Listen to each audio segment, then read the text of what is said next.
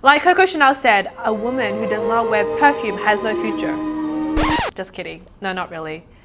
She actually did say that. And I think perfume is a great invention. I think everyone should use it, including you.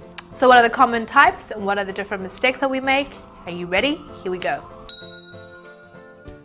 So as you all know, perfume comes in all different shapes and forms. There are like the perfume balm, there's like the eau de toilette, eau de cologne, eau de parfum, and then the parfum. Obviously, there are different other many types depending on the aromatic compounds, but I just want to name the most important ones and the most common ones that you can find today. First, I'll talk about the perfume balm. What I want to say is that it's not ideal because, you know, the fun of wearing perfume is the whole spraying process. And if you're just using a balm, you're just taking the fun out of everything. So, I mean, it's good that it's travel friendly and usually tend to last longer because it's not as heat and light sensitive. But I think the smell of the actual perfume does get altered when it's made into a balm version. However, it's probably one of the best way to apply perfume in public because it's most discreet. You can't even see it. You could just be like secretly, you know, done. The second one is the eau de cologne, and that's most commonly found in men's fragrance. However, there are women ones that do have eau de cologne too. They're probably the most lightweight type of perfume because it only contains 3 to 5% aromatic compounds. With this one, it can be quite generous, so you can actually be, you know, quite, you know. What I usually like to do is I do the sides of my neck, the back of my neck, by both wrist, elbows, as well as behind the knees, especially if you're wearing a skirt or like, you know, shorts or whatever, like your knees are exposed. So I like to do that. So the next one is eau de toilette, and this one is actually quite common. So eau de toilette, it contains about 5 to 50% of aromatic compounds. It's slightly bit more heavier than the eau de cologne. Sometimes it's marketed as the lighter version of the perfumes, and so a lot of like fragrance houses might not be happy to hear that it's a watered down version. So sometimes they might change the note in the actual eau de toilette so it smells completely different or has its own scent. For example, my favorite scent from Dior is called Blooming Bouquet, and it only comes in eau de toilette. So when I spray this, I spray on the sides of my neck, on my wrist, and behind my knee if I'm wearing a skirt or shorts. And then usually I need to reapply after every 4 hours. However, like I have to say and stress this, that whatever perfume that I wear on my skin in particular might be different to what it would last on your skin. So maybe for me it's 4 hours, for you could be like 6, 8, 12 hours, who knows, you know? So you have to keep in mind with the natural oils of your skin as well as your hormones and the body type and all that. The next one is eau de parfum.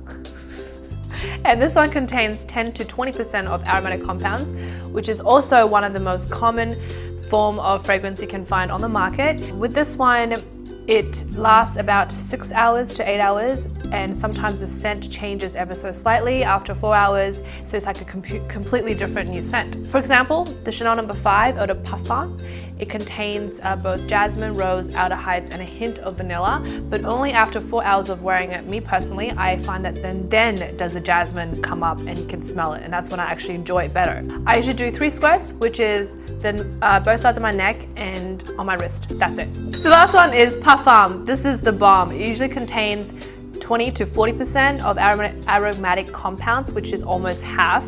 So that's why usually they're like in little bottles and they're really expensive, and it's like a luxury to apply them. Usually I prefer the dab version because it just feels a bit more luxurious to have, you know, to have the bottle tip over, and then you apply this behind the ears and on your wrist. That's it, and that will last you all day. The next part is obviously most important, is finding the fragrance that suits you. As I have mentioned, there are different percentage of aromatic compounds, and each of them will react differently to the different types of skin you have. So whether it might smell on me could smell totally different on you, and what could smell good on you can smell bad on me. So take your time, go choose a perfume that you like, and usually when I do find something I like, because I'm super picky, I like stock up, and that's like literally all I use all year round. So good luck. The best time to apply perfume is obviously after shower, when you know you've washed off all the dirt and smelly bits throughout the day and your skin is fresh, you know, so whatever you apply on next gets better absorbed. So that's when you apply perfume, because that will stick and that will smell the best. Number 2, this is actually really important. You know, actually perfume holds better onto moisturized skin as opposed to dry skin. So make sure when you come out of the shower, you actually moisturize, so then the fragrance have something to hold on to. Otherwise it will fall off with your dry, flaky skin. Basically, the best part to apply perfume is all your pulse points because that's the warmest part in your body. So for example, behind your ears, you're like around your neck here, and also on your wrist, that's where it reacts naturally to the perfume and it sends out that aromatic naturally and it smells best. That's like the prime. When applying perfume, and this is something that I see a lot of people make a mistake on, is when applying perfume, make sure you actually apply from a distance, so at least 20 to 30 centimeters away, and allow the mist to gently fall onto your skin and not have a pool of it, because it actually distorts the smell and you're wasting a lot of the product as well. So you're actually not doing, what it's supposed to do.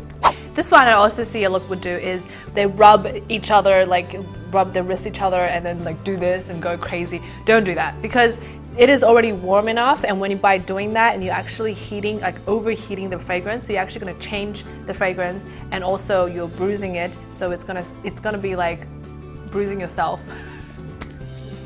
And also the fragrance. So what's the point, right? Just let it gently, naturally fall and let it do its work by itself. Okay, the last one is very important, is avoid mixing smells. So a lot of the fragrances do come in with its own complementing body products, i.e. like body soaps and shower gels and body lotions and whatever, all that stuff. Try to use the complementing ones if you can. If you can't find one in your scent, then use a body lotion that has no scent. So something like Cetaphil or whatever. I strongly suggest you do not mix scents.